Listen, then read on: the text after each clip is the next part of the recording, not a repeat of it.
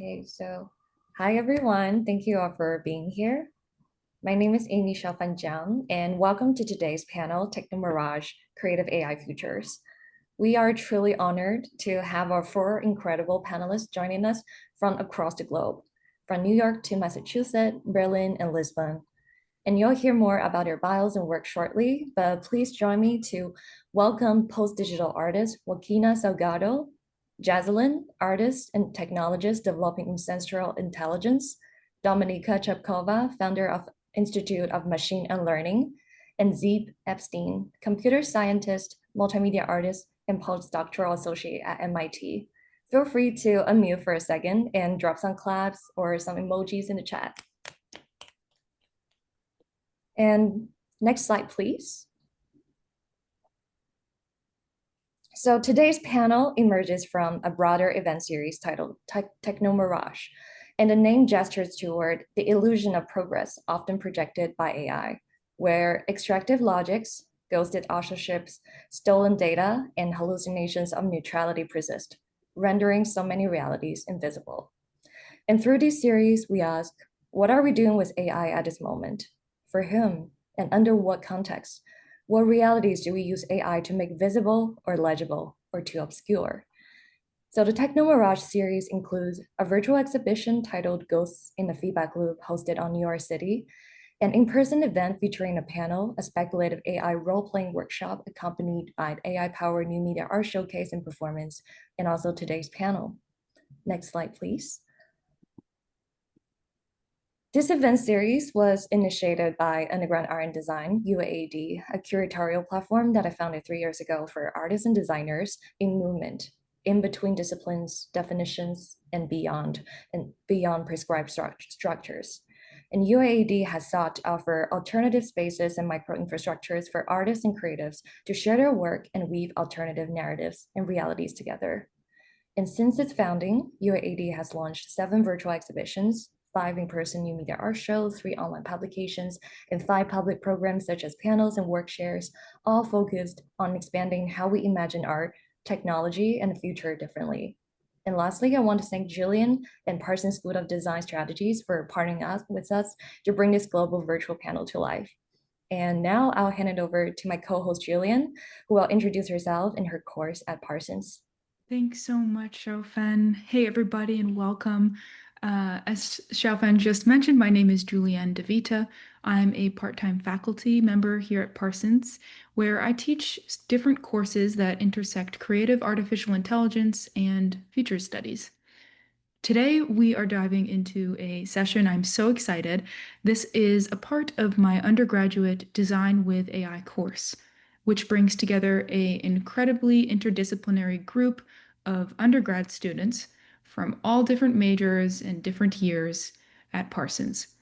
All of my students today are actually here on this Zoom call, and we will hear from 4 of them, Casey, Marlene, Elle, and Victoria today, later on during the Q&A. So a little bit about this Design with AI course that I teach that's hosting this session. We explore 3 big themes. First, we introduce the vast landscape of creative AI, getting really hands-on with learning these tools. Next, we begin unpacking the ethical and responsible dimensions of integrating AI into creative practice and process. And finally, the last part of the course, we consider the human role in shaping AI's future.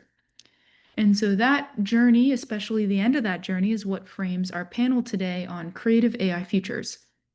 I'm thrilled to be co-hosting this conversation alongside Underground Art and Design. Huge thanks to the team. And of course, a big thank you to our panelists. We cannot wait to hear your insights.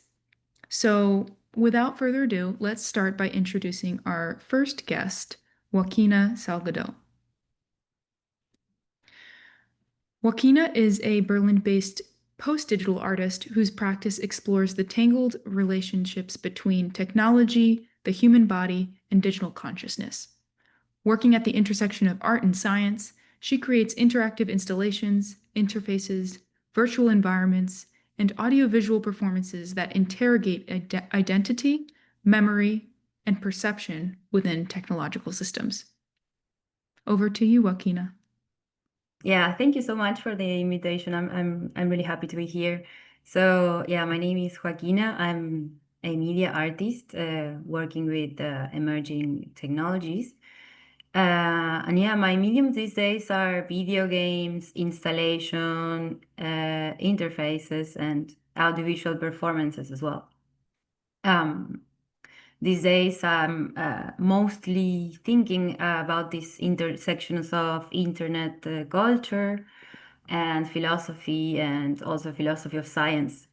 In this sense, I think it's more precise to say that it's the speculative, right? Like constructing scenarios and artifacts that to talk about this post-internet condition and encourage reflection on how technology might enable more equitable and interconnected futures with a queer feminist lens always, right? So next slide. So I frame my practice inside of the post-digital, meaning that I work with techniques and ideas that originate from a digital core or post-internet, and then I expand to other medium, connecting with materialities, sensors, and bodies in many times. I work a lot with video games.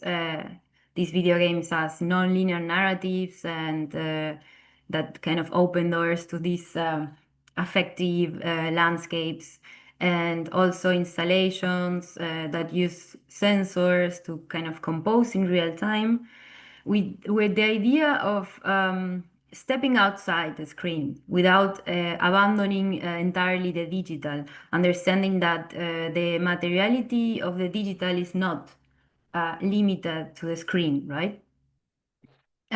So what happens is that from the perspective of digital artwork, sometimes the real world can seem kind of distant. Often this relationship we establish with these pieces makes us feel that we are kind of remembering the future, right? Like a nostalgic gesture towards something that will never happen. So it's like remembering the future. So screens in this context have become intimate. They are company to us. They preserve memories. They shape atmospheres, and also they make us feel that the body is not longer entirely there. So yeah, for example, this is in where what I'm showing at the moment is in virtual reality work, and it was accompanied by a physical installation with objects that were resembling what was happening inside of the digital space, right? But it's not the other way around. So first the digital and then kind of the physical one. Yeah, so in this sense, what I do, my main tools are like game engine softwares, and what I do is like kind of world building or worlding practices. This world building practice originates with the motivation to encourage the thinking of out of hypothetical worlds with different physical laws, and also yeah, examining this capacity of dreaming speculative. For this, the creative process always involves a lot the use of AI. Many times when the world building is happening, when I'm working on it, we need a lot of assets to create a level, or yeah, to create 3D designs, right? Or even sounds. And mostly, if you're working as a solo developer, you're like really AI can help us to iterate a lot more in this process. Of course, the question is always how to use these tools. Sometimes the AI is used directly as a technical kind of workflow. Some other times the AI is more incorporated from the idea of how we relate with the machine, right? So in this idea of the use of AI is reflected through the mix of images that are in the collective imaginary. So in this sense, the idea of post-internet and post-digitality as this kind of state of nostalgia of everything that we experienced online is directly linked on the way that AI operates somehow in this collecting of memories. In this case, this was in this slide. This was like a world, like a level design, and it was projected like in real time in a dome. And it was, of course, it was not interactive, but yeah, it was experienced right there, like in real time. Okay. So I'm gonna introduce two specific works. One is this one, A Speech, which is actually showing in the exhibition of Ghost in the feedback loop. Sometimes it's not only about using AI as a tool, but to reflect some implications or reflections on consequences as in the real world, but using a fantasy context. So sometimes it's that like the use of science fiction, um, to take some science facts and kind of making a narrative, a fantasy narrative around it. So this specific project, A Speech, was born as response to police violence against a demonstration in a European country during International Women's Day 2 years ago. I was there in the demonstration, and together with other women, we were kind of subjected to unjustified aggression, and we engaged on this anonymous conversation about these experiences. And this specific experience became the foundation of the piece. Because during the protest, we were forced to pass through this kind of police checkpoint where our data was collected using facial capture techniques. And this kind of sparked me to think about the bias of the AI, the problems of the bias of AI. And I was at the same time using this motion capture technique to animate characters. So I thought, okay, why not to collect this anonymous experience about how the bodies experience the violence and the power dynamics through this fantasy context. I have a.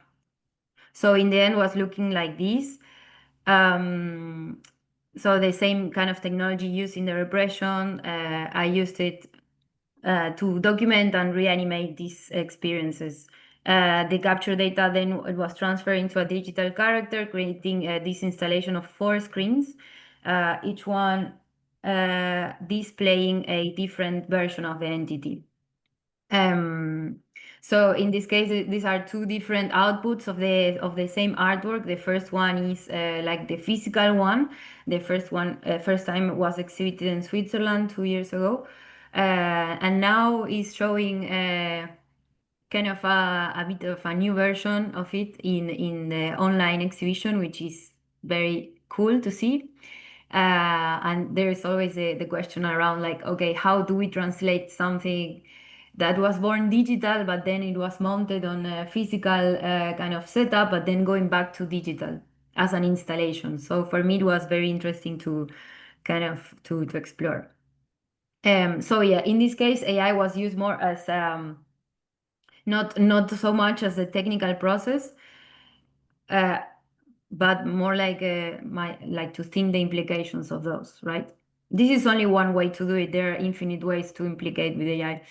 Okay, so this second project that I wanted to share, it's called To the Best of Our Knowledge.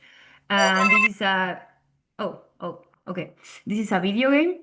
And basically the idea, the narrative was a narrative unfolding by imagining the collapse between AI technology and quantum technologies. I developed this with a group of scientists in Spain that they provided with some input around quantum computers, and we were imagining how this collapse would happen, no, like AI with quantum. From the idea itself, it was like a non-linear story set in a library containing all of the information ever written by humans, like the AI resembling the accumulation of data, and the information was at the same time existing all at the same time and in the same place, but at the same time. So, and the moment you open one of the books, it stops being something specific, right? So the character must kind of navigate through endless bookshelves that generates in real time. And the world structure was driven by this procedurally generated level.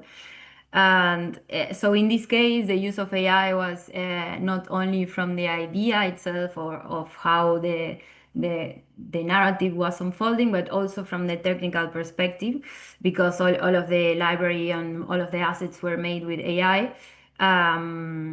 meaning that it was like it was resembling in different ways, right?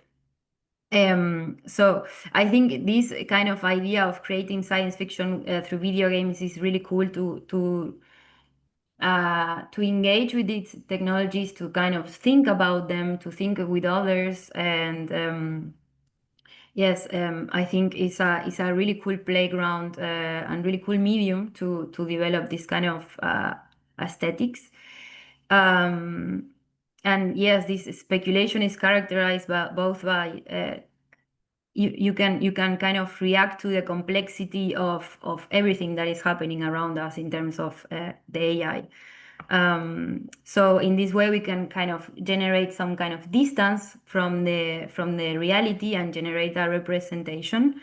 And this speculative activity becomes somehow a way of producing critical knowledge, no?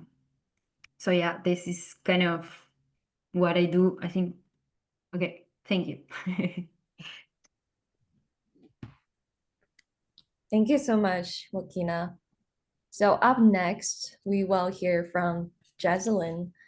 Jazsalyn is an artist and technologist developing ancestral intelligence since 2020, a framework exploring alternative AI and early forms of knowledge systems, philosophies, and traditions passed down through generations within indigenous and diasporic communities.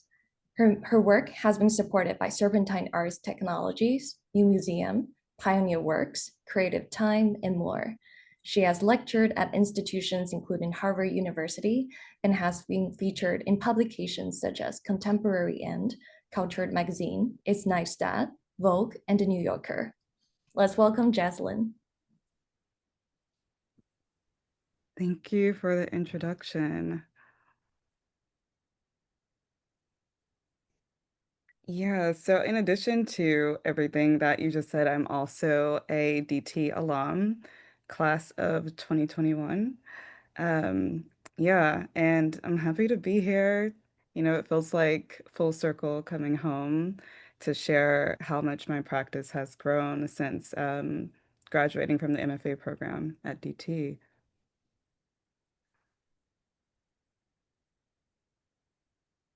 So in regard to ancestral intelligence, we first have to ask ourselves what exactly is intelligence?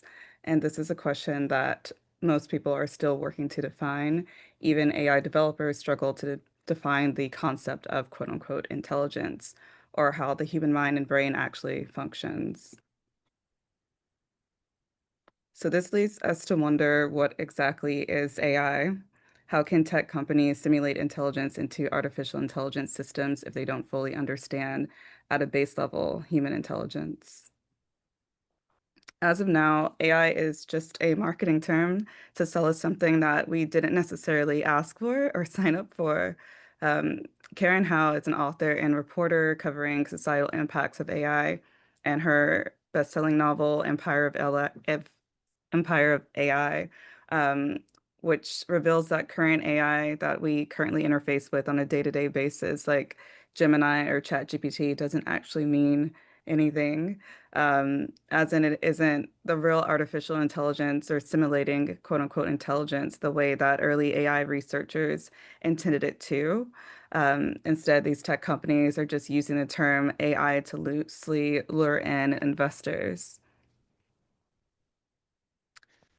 So this leads us to ask, is AI just a scam or is it tech bro vibes trying to cash out and then crash out at the expense of our own livelihoods and the planet? Um, what is the alternative to this? What is alternative AI? This brings us back to the beginning with ancestral intelligence, the real AI. And through my practice, I refer to ancestral intelligence as mentioned before, the earliest forms of knowledge systems, philosophies, and traditions that are passed down within generations. And then also considering that within indigenous groups, um, and also within the descendants and their diasporic communities. Ancestral intelligence also is considering interconnectedness between all forms of life and intelligence, such as fauna to flora, animal to human, and furthermore, ancestral intelligence asks how do you coexist with the emergence of new intelligence, such as machine intelligence. And so furthermore, this leads me to ask, how do you define an ancestor? Do you consider an ancestor to be human or non-human or both? Um, and to try to answer this, we have to zoom out and go to space-time. You're only a tiny part of a huge incoherent body within the universal totality. So instead of asking, do you believe in aliens? Maybe you should ask, do aliens believe in you? This is also a quote from one of my favorite songs by Erykah Badu, trying to save the world, where in the world it's all the time. And so this leads to my work and the questions that I've been asking, in addition to all the previous questions that I mentioned in the previous slides, about the origin of life within the universe, ancestral and cosmic technologies, and how can we recover traces of ancestral intelligence? How can we use spatial environments like game engines as a tool to reimagine and channel ancestral memory? So traveling deeper into the cosmos, on screen is a video of Mars from NASA rover missions. Reimagined Prototype, RPX for short, is a multi-channel video installation and long-term computational study that I actually started while I was a student in DT. It's an attempt to try to refigure lost indigenous and extraterrestrial memory. RPX applies machine learning and computer vision to juxtapose and regenerate data archives of African artifacts at the Metropolitan Museum of Art and data collected from various landscapes of Mars from NASA rover missions. In this work, I'm considering African artifacts that have been displaced from their place of origin and parallel to the colonization of space. And so this was actually like one of my early experiments working with Python, algorithmic processes. And what I found interesting about this experiment was that with this data from Mars and from the continent, when it merges, the machine is, it feels like it's trying to regenerate these images. And it also kind of creates this eerie effect of what feels like a memory attempting to take form, but it's yet complete. Instead of just like it's fragmented of what has been lost and displaced. This is also early GAN animations before the commercialization of the quote unquote, again, AI that we currently interface with.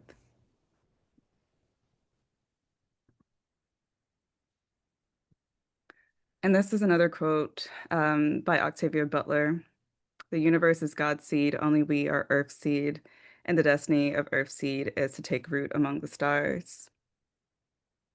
So this is a more recent ancestral intelligent project called Explora, and it is an augmented reality installation exploring ancestral intelligence of the Gullah Geechee corridor, which is a coastal region stretching from North Carolina to Florida, where West and Central African descendants fled post-slavery to reserve ancestral knowledge systems, rituals, and traditions. A spore refers to the root term spore or seed in diaspora. The digital landscape of a spora, it renders microscopic imagery of indigenous African plant species, transforming the corridor through collage, AI, and 3D simulation technologies. Referring to my Afro-Carolinian lineage, the work itself carries histories to communities within my hometown. And each scene visualizes the significance of ancestral agriculture, again, ancestral intelligence on contemporary textile practices, and also considering and embracing the regenerative capacity of various organisms, knowledge systems, and African practices. Also thinking about, tying that into how ancestral intelligence, the real AI, is regenerative instead of extractive. So Natal Dimension is a ongoing ancestral intelligence project, and it's a cinematic game experience that travels across pre-colonial Africa to recover traces of ancestral intelligence. Um, this is a multi-format experience that's merging archival research and speculative fiction to try to imagine an alternate reality where indigenous knowledge systems inform more sustainable models for AI and contemporary technologies. God is only visible through our neighbors. Our existence creates God's existence. I see the God in you. This quote from the African cosmology of the Bantu Congo speaks to our intertwined liberation and state of being. On screen is a graphic of the Congo cosmogram from this book, which is also referred to as Dekinga.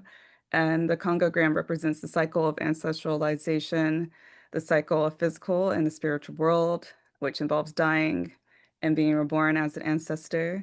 And it emphasizes this continuous cycle of existence, considering death not as an endpoint, but as a point of transformation and renewal. So when I think of ancestral memory, I'm also considering, what has been lost, but also what can be restored. And this is what I refer to as spirit work. My practice is a ritual, and through my practice, I am searching to heal. And this is both on a personal level, but extending beyond myself and, considering my ancestors, and also that experience of loss across generations, being displaced from a land that we were indigenous to. So on the next slide, I'll play a brief treatment that I created to gain further support for natal dimension, which I've been developing in Unreal Game Engine.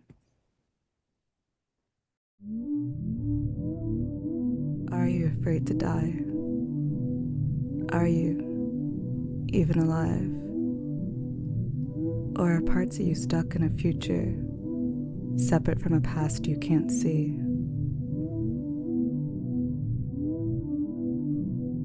My name is Jazsalyn. I am the creator of Natal Dimension, a cinematic game experience that travels through different eras in African history to recover the original AI, ancestral intelligence.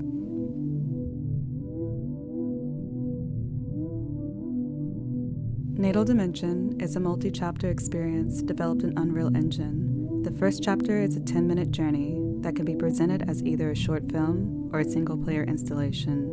The prototype on screen took over 200 hours to develop. We need over 500 hours to complete the chapter.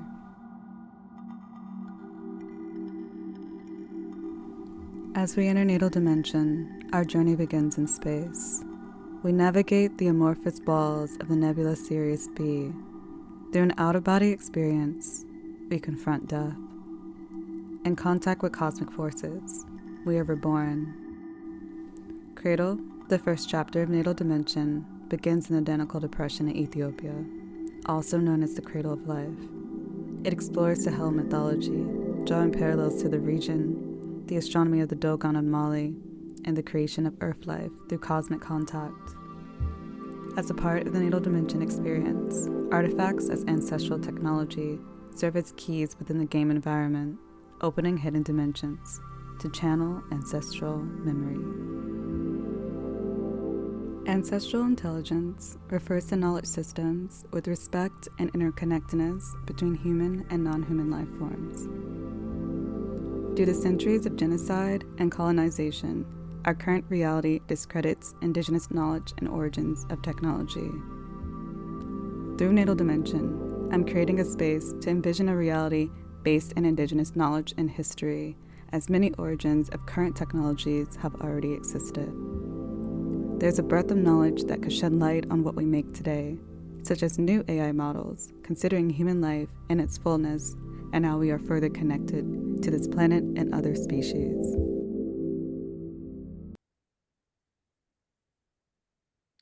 So in addition to the ancestral intelligence projects and my solo practice, I also organize a curatorial project called Black Beyond, which I started also at DT. It's my thesis.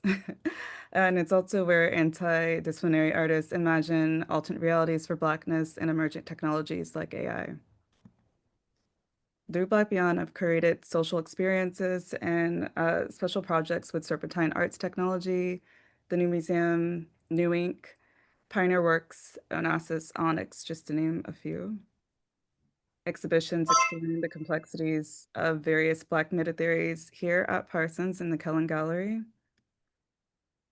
And a hybrid festival reimagining Black film futures through virtual performance, workshops, and new media art.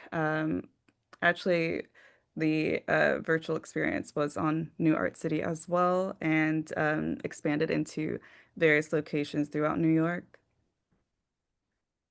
And Warp Mode, which is a recent project in a counter-future world-building toolkit in the format of a card game. Warp Mode is about bringing people together, friends and strangers, to shapeshift and warp reality through mind-bending calls to action. Inside of the toolkit are 40 prompt-based cards, inviting diverse audiences to consider multidimensional layers of Blackness and its capacity to imagine unforeseeable futures, to overcome previous cycles of apocalypse and current existential threats facing humanity. Black meta theory cards inside of the kit include Afropocalypse, Afrovoidism, Afro-Nowism, and the most popular Afrofuturism. So if any of these ideas inspire you, please do keep in touch and reach out, especially if you want to talk in more depth about ancestral intelligence or any of the other projects that I mentioned. All my info is in my bio via Instagram at Jazsalyn.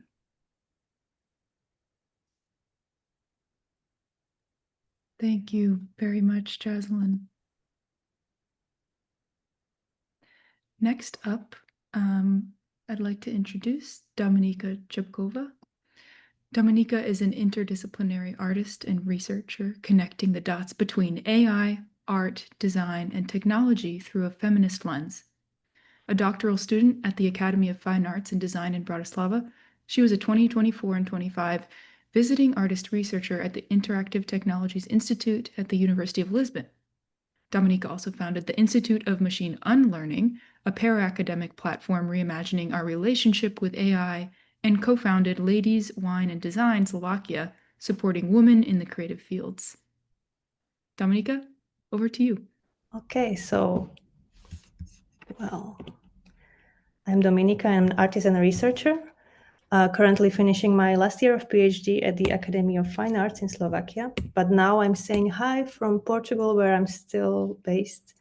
And I was part of University of Lisbon, but now I'm a part of this collective Mais Uno Mais Um, which does socially engaged art. And I'm also from the internet, and the internet I'm from was AIX design for the past 2.5 years, where I was partaking on comms and research. But why we are here today, I guess it's the Institute of Machine Unlearning, which is partly internet and partly real life. So this summer I founded Institute of Machine Unlearning as this sort of fictional, but now very much real a structure that hosts workshops that explore relationship with technology, and mostly plot twist without technology. And because for the past 2 to 3 years, I was leading these workshops, and it was always under my name. And I just thought I want to do more of this, and I don't want it to be about me. So I founded this institute, and workshops usually revolve around the technology and AI, But it is not about learning to use any tools. It's more about examining our relationship with it, and maybe also to give participants some mental tools and hold space from everything in between AI doom and hype. And today I want to give you an overview of 3 workshops that I workshop by. One of them, just to honor the roots, one of them is this, like I would say, OG workshop that I started all of these, was this one, Girl AI, Playful Subversion with AI in Design, that accidentally toured to all sorts of venues around Europe. And after I did this like dozens of times with around 100 people passing through these sessions, it started to be more and more visible, but not super obvious from the beginning to me, that workshops are becoming my practice, which is funny and scary also because I didn't know many people around or in my close proximity that where the workshops is the main thing, not just like a byproduct of a practice. And I'm sure they exist, but if you know anyone, please send them my way. So I also wrote a paper on these early workshops recently that will go open source soon, and that summarizes findings of these initial sessions in whatever way possible, is really to summarize such thing that is happening in the real life. But also, like it talks a bit more about how playful subversion can give us some sense of agency, or how it can be a source of reclaiming agency through sort of staying with the trouble with strangers in a workshop, sort of real-time prototyping. What could we do? Not only imagine, but trying to craft the worlds we cannot live without.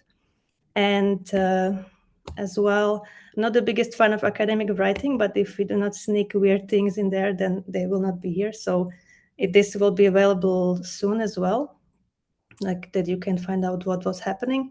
But while being in the AIX design, we had this collaboration with Sound and Vision Netherlands, an organization called Better Images of AI, where we try to get to the root of a problem of visual communication of AI. Because as you may have noticed, current imagery is not really giving, or is it giving sort of unrealistic vibe? So we were pondering, if not this, if the current images are not giving, then what? What could better images of AI look like? And we pondered quite hard, and there were artist commission, participatory sessions, and we ended up publishing a playbook for anyone to be able to create their own images of AI if they need so, and especially if they are thinking they would not be able to do so, or that they would not consider themselves creatives or artists or any sort. And of course, to test everything, we threw a workshop, and finally, besides the online workshops, also in real life on the AX Design Festival. And it seems to somehow work, because collage or these image making techniques are by nature nonlinear and embodied, and also memory driven. And so there is something missing here. Sorry.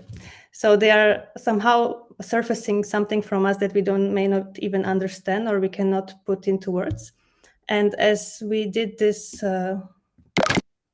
workshop in the festival, and so somehow I left AX Design like as an active member and started the festival, I still adopted this sort of workshop to my own practice now. And I'm gonna show you some of the vibes, how it looks like, or like what you can imagine, because also it's very hard to just speak about those things.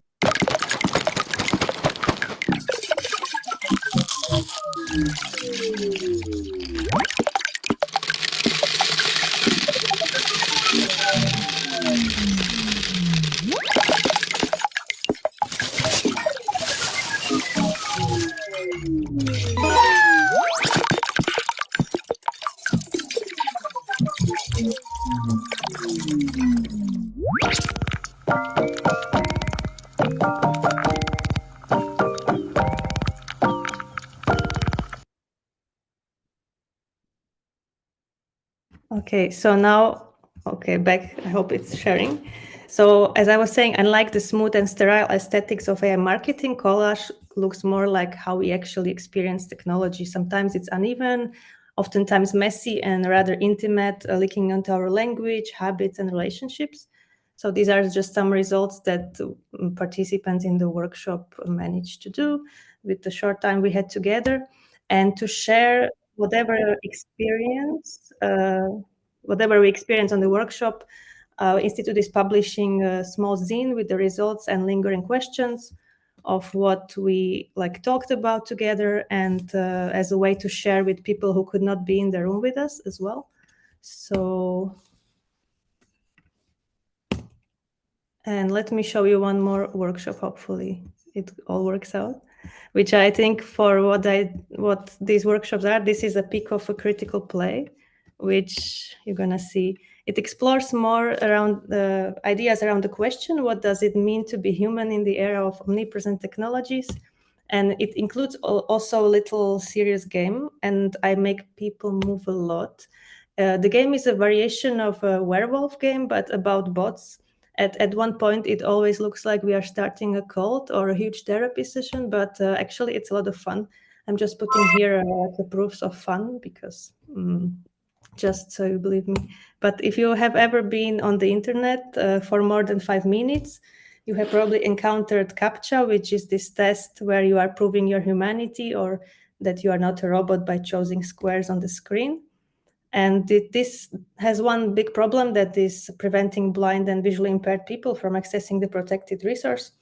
And besides obvious problem, CAPTCHAs are also a form of surveillance by consent, because they track how humans think and behave without us realizing that our input is helping to refine AI systems. And also what sounds like a problem to me in this was that the human experience is simplified into the binary terms in AI systems, and often reducing complex identities into yes and no answers. And while some people are not passing these tests, AI is passing it now, like ChatGPT pretended to be blind and tricked human into solving a CAPTCHA. So this is not very cool. Maybe for AI to pass a CAPTCHA, I imagine more like it to be this way, like young robot stays up all night preparing for his Turing tests. But why am I explaining all of this is that in the workshop, we trouble this algorithmic gaze a bit, and we trouble it by going outside, by walking, by gathering images from surrounding environment, which then each participant owns their own data set to play with. And what we play with is this app that I designed with my friend, that you can choose from sets of weirder prompts and create your own CAPTCHAs. Also gonna provide vibes as well. Let's pray that this works.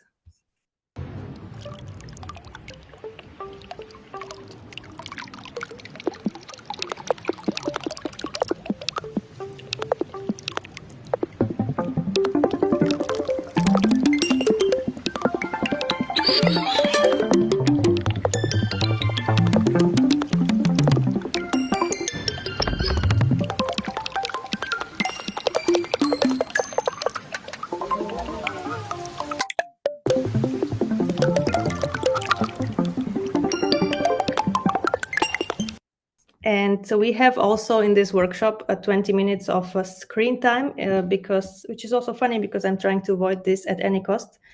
But sometimes we need those master tools to use them for our own purposes. So after the screen time, it's the playtime. And in the playtime, everyone is trying to guess try to pass the humanity test, which is of course impossible to pass because all of us are very different. And this is how some of the results of the participant look like.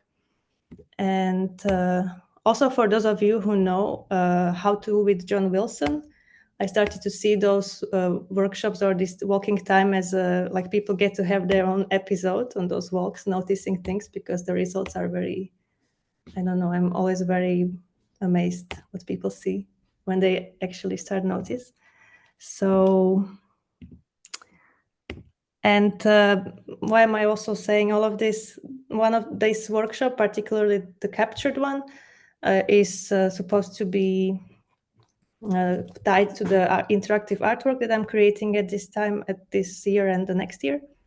And it's going to be the artwork where you can actually play those CAPTCHAs, but of course you can never win because there is you cannot prove your humanity in this way. You can only give up.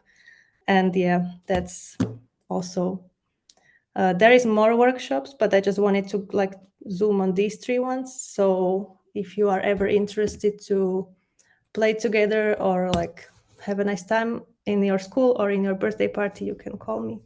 And thank you so much for this opportunity to show this weird work. Thank you so much, Dominika. I also love how that connects to some of the points we'll hear from Ziv. So up next, Ziv Epstein is an American multimedia artist and computer scientist whose work explores critical world building and human agency in the era of artificial intelligence. His projects have been shown at Ars Electronica, New York City, the Vienna Museum of Technology, and MIT Museum in Burning Man, and have been featured in the New York Times, Scientific American, and NPR. I'll hand it over to you, Ziv. Thanks so much. Let's share. Can you guys see this? Fantastic. Okay, so it's great to be here with everyone. Very excited to share some thoughts. I figured that, given the nature of the class and a lot of the questions y'all have, I'm very happy to share a bit of an overview of my work, but I also figured it'd be a great opportunity to share some of the latest thoughts and kind of conceptual tools and metaphors that have really shaped my own thinking about exploring AI and creativity. So I figured I would kind of just run through that as well as talking about my own work as a way to kind of open us up for conversation.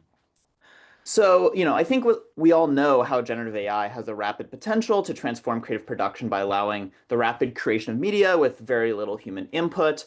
And we've seen filmmakers, putting halt on big expansions after seeing the capabilities of these AI models and concerns of art theft, as well as the energy demands of these models, and these recent concerns of kind of AI slop, leading to a world where essentially a lot of creative production is automated and we get low quality slop and artists and creatives don't get paid. So that's kind of a really scary landscape that we find ourselves in when we think about AI. And a lot of people like to think about historical analogs for this moment of techno-shock. And a classic one is the Second Industrial Revolution and how photography as a new technology impacted the creative work. In particular, painters actually considered photography to be the death of art, right? That it would actually kill our ability to make. But, it ended up transforming artistic production where, painters were no longer bound to reality and were kind of unchained to go explore abstractionism and surrealism. And ultimately had complex effects on labor. Portraiturists were out of the job, but ultimately portrait photographers became this new kind of industry. People like to talk about this analogy, but ultimately it's a pretty outdated and limited analogy, particularly because photography is a chemical process kind of representing and capturing some elements of reality. But with generative AI, we have these hegemonic bias representations that become encoded due to the training data. And the training data completely changes the game.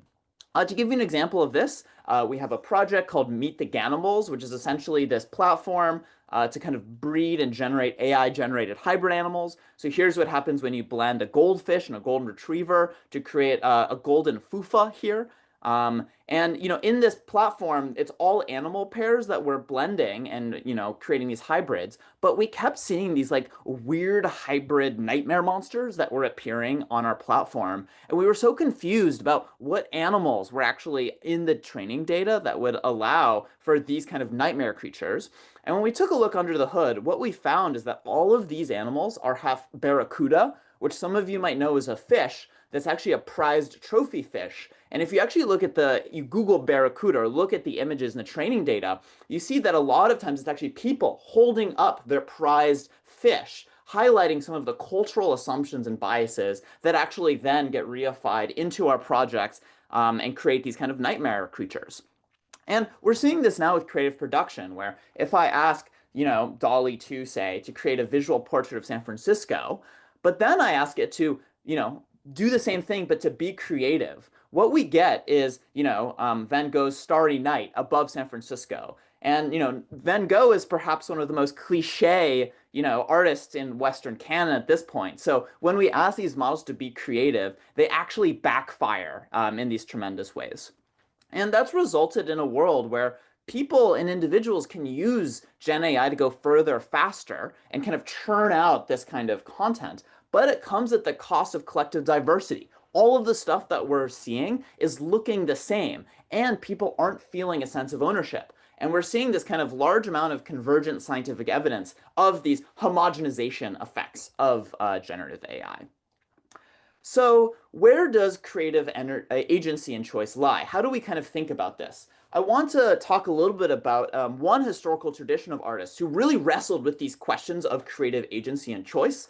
And in particular, they were thinking about randomness. And this is, talking about like the surrealists and the Dadaists who, after experiencing the whirls of World War I, essentially kind of rejected rationality and sought to kind of look for nonsense and randomness as a way to guide their art. And so we see kind of early examples of people turning to torn paper and where it falls and drawing that, or actually using sortition, such as in Ellsworth Kelly's scene, to actually randomly draw lots to figure out how to draw this painting of the River Seine.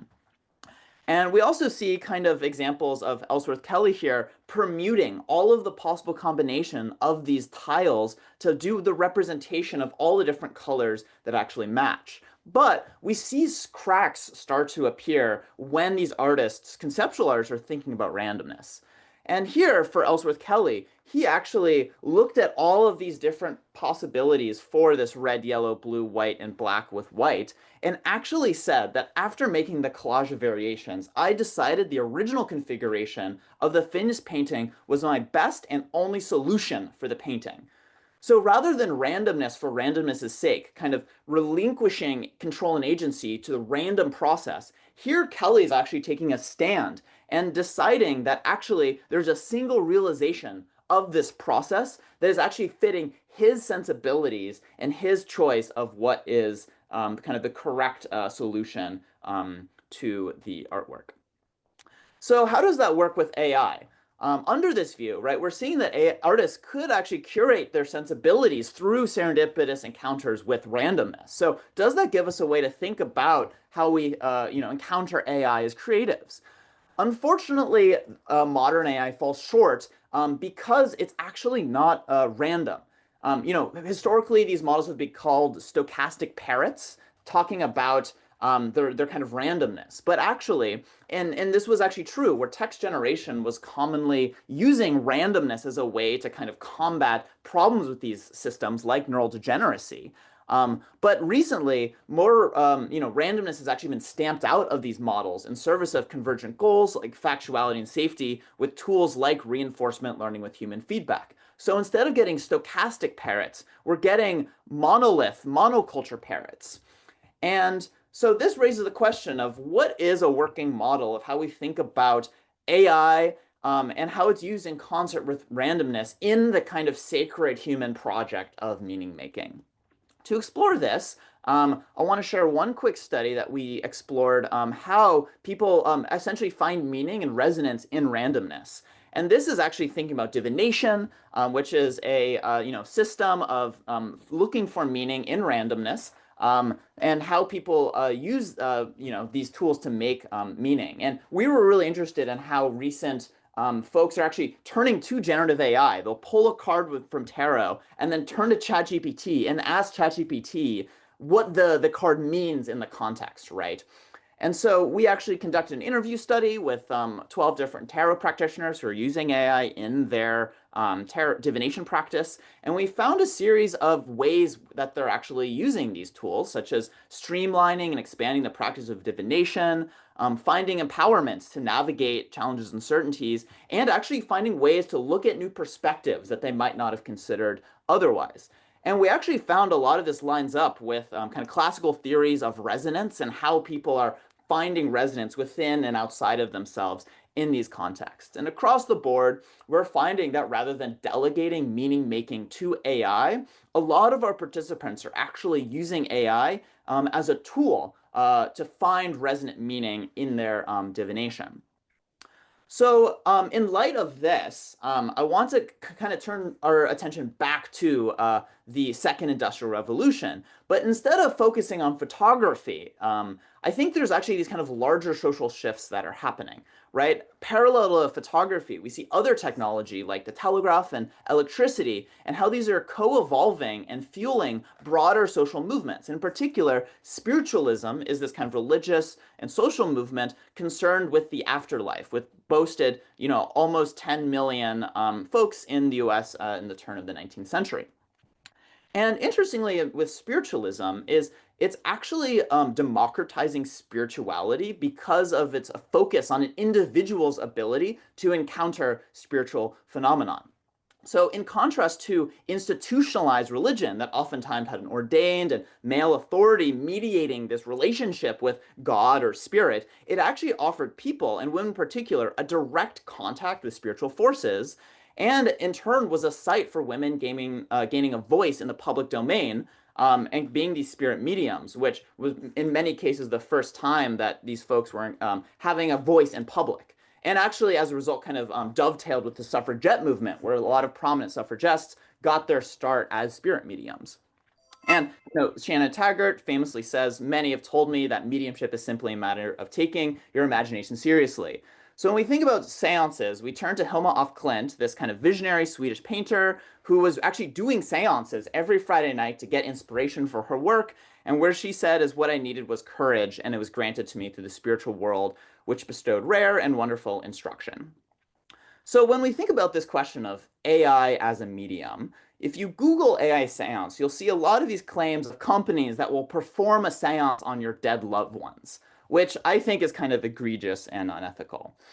So here, we're interested in recasting AI as a hermeneutic technology that presents us with prompts for reflections, not answers. So in a work that's featured in Ghost in the Feedback Loop, we're actually exploring how we can use prompting to engage in these performances of seance. But ultimately, we are ultimately interested in giving the model prompts and the output images being prompts for us that are collectively reflecting this meaning.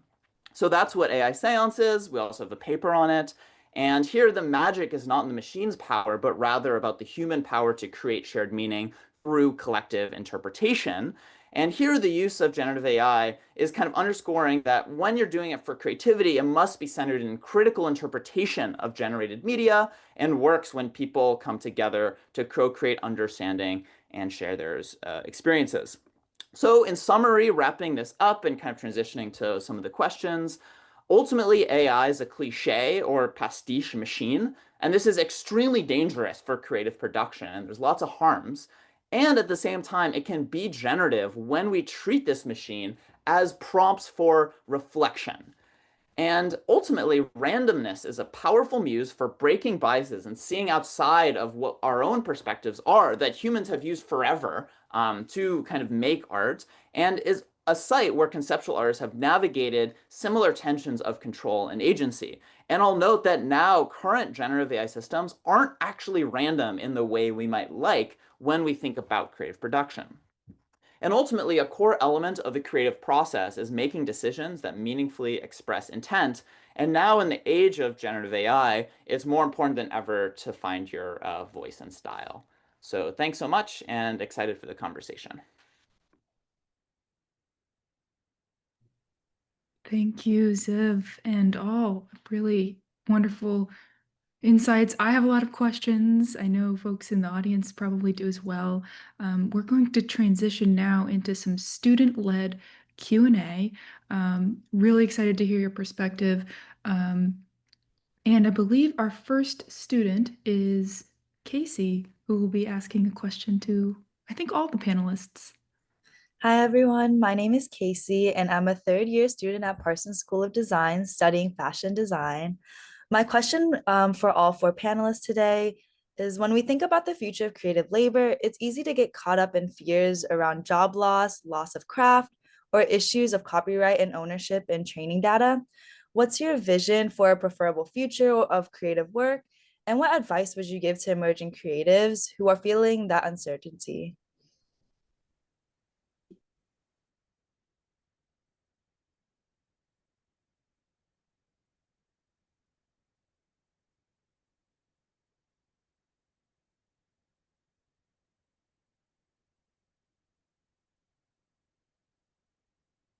I guess I can start since I was just talking maybe a little bit about this. So ultimately, I think that these are very dark technologies that have a lot of kind of harms for society and for creativity. So ultimately, we need to think about like the ways to use them that essentially empowers people's voices and perspectives. And so there, I think it's always artists who are the vanguards of new technologies. Whenever there's something new coming along, artists are the ones who are engaging critically with it and understanding what is that kind of deep thread of kind of human understanding and connection. And so ultimately, that darkness can be very like generative as something to kind of critique or to kind of be in dialogue with. I think that kind of the myopic use of these tools in naive ways runs into these kind of harms of monoculture, but ultimately, through a lot of the practices of, I think, a lot of the panelists here, like there's ways to actually break out of that prism and to kind of have a more critical interaction with these models. I would just If I can. Oh, Sorry. mine is really quick. So I was just going to say in response to the technologies being dark, I don't think the technology is dark. I think the tech companies are dark. And yeah, it's not the technology, it's who is how they're constructing the way we interface with it, how they're building the technologies. And so this goes back to how to break up big tech and what what type of quote unquote AI tools are you using? How are you diversifying the type of AI tools you're using? Um, Maybe instead of like, using AI tools that are quote unquote on the cloud, online, maybe using like a local large language model.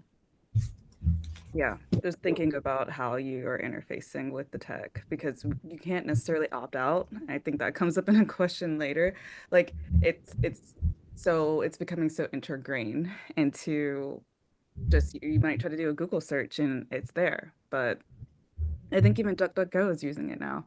So, yeah, finding a way to break up how like big tech, which companies you're interfacing with.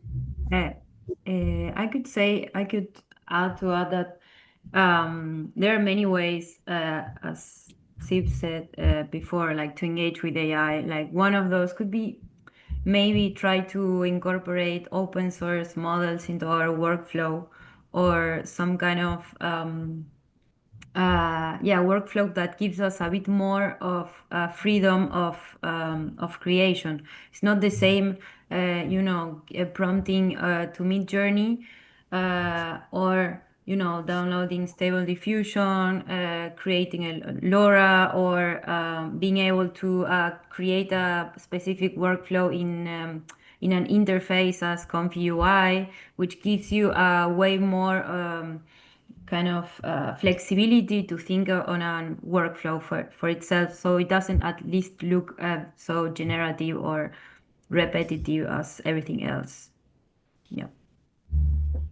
I think these are all very good advices, and I would maybe just like to add to them is that now is the time of monsters. Be weird as much as you can. Like all of these weird projects coming out of closet right now, it's the time to do that because AI is flattening the weirdness. Everything looks the same. So like you can really go to all the corners and maybe do not try to produce in line with whatever is on trend maybe. And really one coming from the practice is that just go and touch grass, be with people, and seek inspiration in different places than your normal area. I mean, this sounds very generic, but I think it's still on point and still gonna be even more on point because as we're gonna be flooded with all this AI slop, where are we gonna look for what feeds us actually?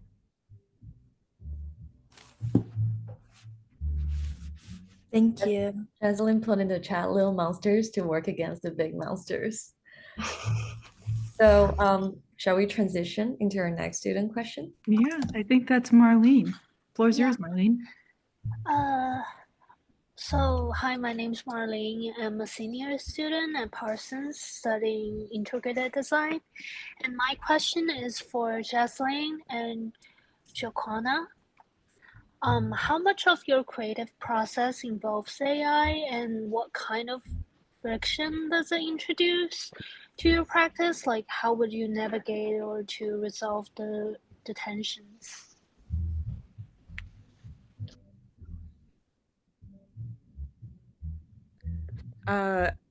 I feel like it's hard for me to say, but not every project that I work on, it's focusing or using like quote unquote AI. Again, like the big tech AI. So it really just depends on the project, the nature of the project. I describe my work primarily as post-digital and conceptual work. So again, it just depends on what I'm asking through the work and then what type of medium I'm going to use, if it even is going to focus primarily on technology. Um, and I guess like friction, kind of speaking back to what Ziv was saying, I feel like interrogating the friction is part of the process in my work, especially if I'm working with technology like AI and, you know, with developing ancestral intelligence as a framework, the whole point of that is to create friction or to create an alternative understanding to what AI is and questioning what, quote unquote, artificial intelligence, quote unquote, AI as an acronym is in the first place. And I guess that's how I'm navigating those tensions is by confronting them head on and making that integral part to the work and to the discussions and the frameworks I'm developing.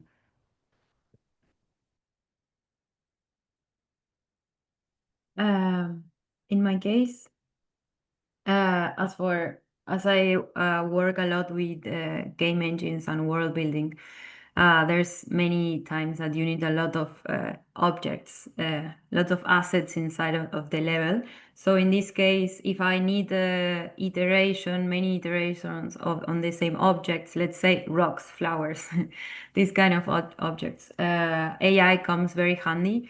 So usually inside with the stable diffusion and with this Comfy UI, I can download different kind of diffusion models to create from images and then to 3D objects and then also even to sounds. You need many sounds when working also with games. This comes, I guess, when I'm on a technical level. But I also recently discovered, working with technology always feels a bit lonely. And it's nice if you're coming more from the creative side. It's also very interesting to team up with people that know specifically how to use these tools because it creates a way more richer kind of work, right? So I've been recently exploring to work with, for example, a programmer that works training these neural networks. So then you can directly shape how the kind of output that you want to achieve from a specific model, even if it's of course not as powerful as a company that makes their own model. It's way more ethical, and you can kind of fine tune a lot more the way that you work with AI. So I think yeah, team up with the programmers in case you're not an expert is always a good option. Yeah. I also want to add to work. Oh, there's one thing I wanted to add in response with working with game engines and AI. Um, these generative processes on the back end of game engines have exist for years. And it's just now that we're starting to ask these questions about AI or have this tension with quote unquote AI, because of this marketing scheme again that's being pushed towards and on us in the past 3 years. And how this marketing scheme or scam is being deployed by tech giants just to cash in. So I think again, it's like, what are we up against? It's the way that technology is being positioned to have access to resources, to make a lot of money really quick. It's not necessarily the technology, again, that's bad. It's how it's being deployed. Thank you. Thank you. Our next student up, I think, is Elle. Hello, my name is Elle, and I'm a second-year student at Parsons. I study strategic design and management. So my next question is going to be for Dominika and Ziv. So you both explained what designing with AI can mean. Dominika, you often focus on collective and community contexts, and Ziv, you bring in more than human and ecological perspectives. So how can AI become a medium for relationship building rather than just productivity or control? What would that shift ask of us as designers and researchers? So for me, using AI as this relational sort of medium starts, and as I show in each of the workshops, with refusing the idea that technology must be efficient, productive, or optimized. Because in this work or in the participatory work, AI become less of a tool and more of a space that we like gather around and that we question together, maybe even misuse. And that thing, or like how to go there, is to treat people or people that come to the workshop or anyone not just as the recipients of what's going on, but as co-creators of these imaginaries, not just like to receive what we are seeing in the dominant, like from the dominant narratives, but just to actually try to imagine what could be the alternatives, what could be the other way. And also it requires these methods that are often messy and not super efficient, maybe emotional and maybe situated.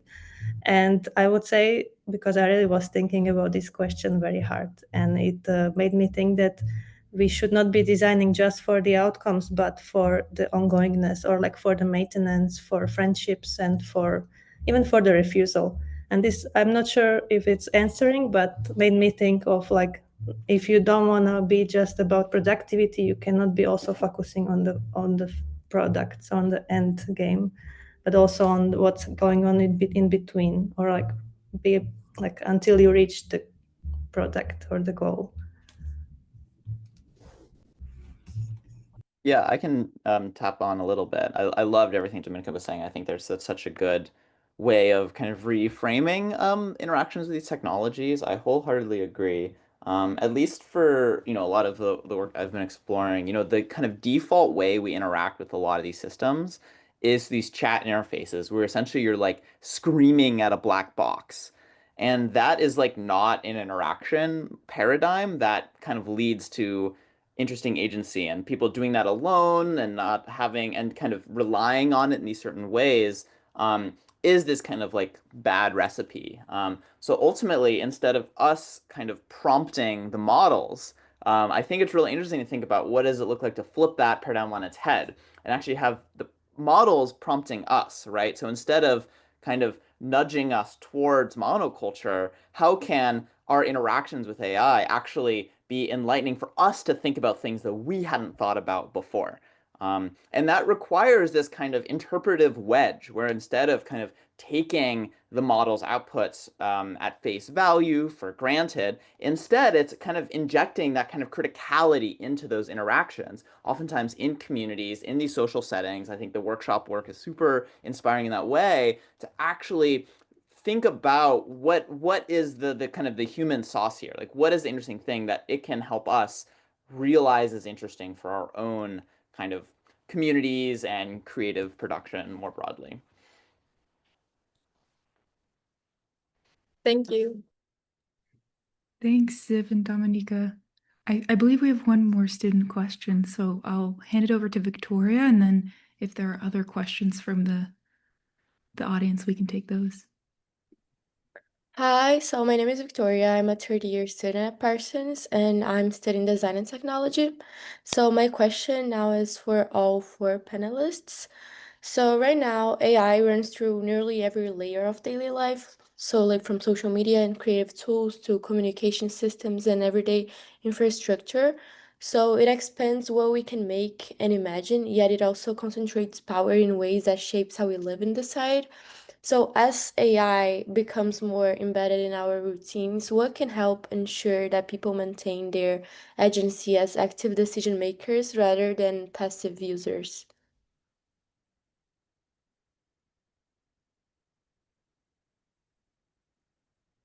That is a hard one because also there is this thing about putting responsibility on the people, which I really do not appreciate in general. But still, we should be able to like do something so we can sleep at night. So what I'm thinking is just to stay critically curious and be involved. But also, like, you cannot do that at all times. We cannot all be fact checkers. We cannot all be like doing that labor. And for that, what comes maybe it's the importance of empathy in the process of everything, and in general, being more mindful about the usage, and maybe in the terms of critical curiosity, also learn a bit about things and maybe also unlearn.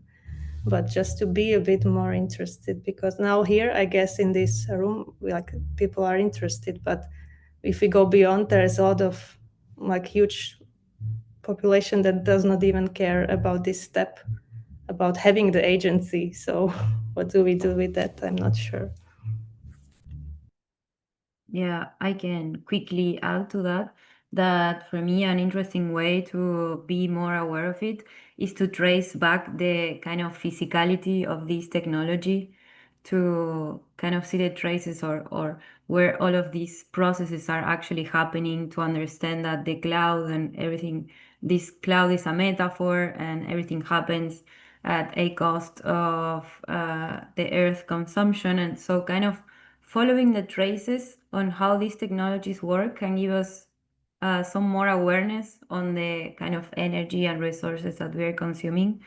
And yes, so I feel sometimes that it's like everything is transparent or in a gas state, no? Like, so in this kind of being curious about the materiality of it, this is I guess, one strategy. Yeah. Yeah, I want to add to that as well. I feel like what has been helping me is to continue to be in conversations with other people who are thinking about it critically. Um, because again, I keep going back to how quote unquote AI isn't real and how it's been marketing to us. It's machine intelligence, machine learning, right?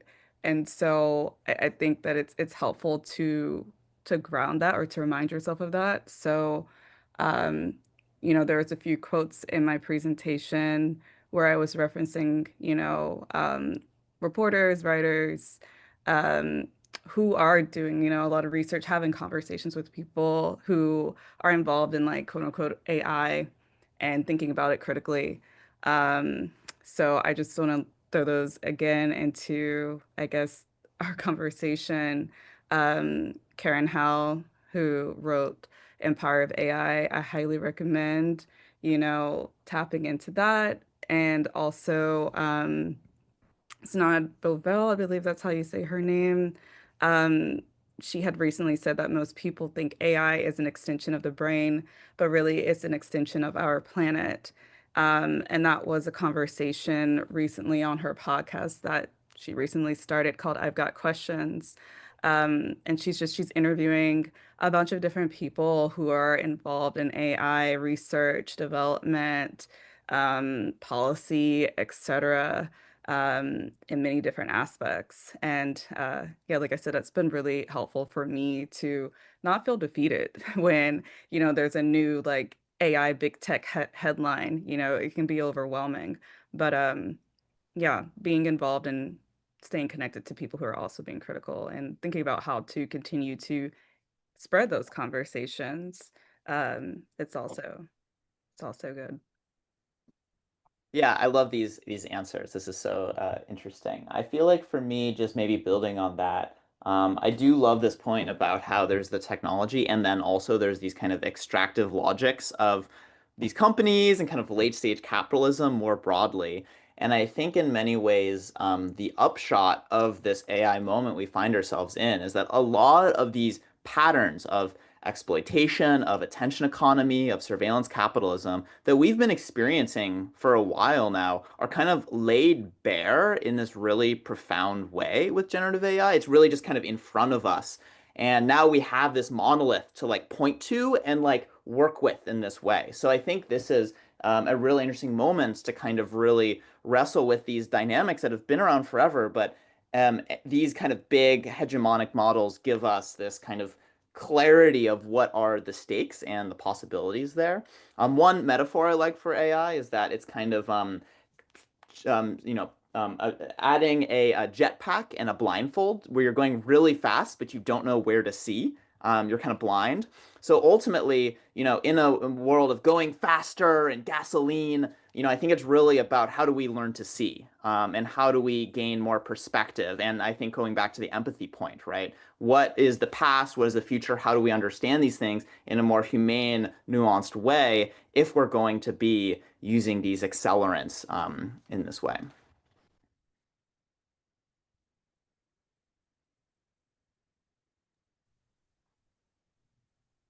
Thank you all for your insights. I know we're coming close on time. Xiaofan, what are your thoughts here? Shall we open this up for the audience? If you have any questions to the panelists, feel free just to unmute yourself and speak directly, or you can drop in a chat and I can read it out for you. Hello, I have a question for Jazsalyn and Ziv. Okay, I'm just going to read it out loud. Do you think that AI is being rediscovered from ancestral technologies and that AI is essentially a commodification of closed practice religions? To me, it looks like a form of technological religious fascism where these tech companies are reintroducing exoteric knowledge and commodifying it. And maybe this is a stretch, but thinking of Hilma Klint and her teacher Rudolf Steiner, who wrote about Saturn and it being a metaphysical old sun, there's so many connections with Saturn and black cubes. I can't help to think that these data centers are modern temples.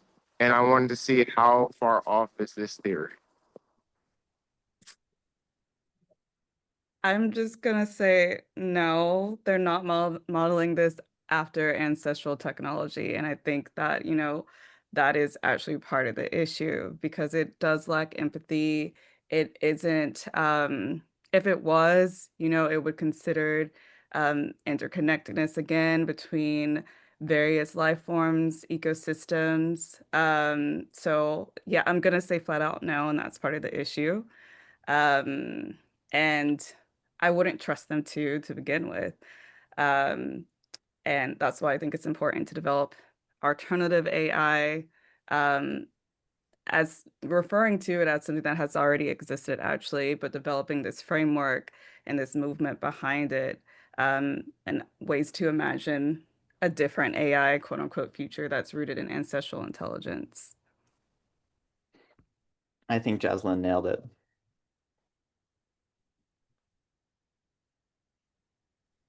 Thank you so much. So we're about time, and I just want to close this panel with a comment pulled from the chat by Wawa.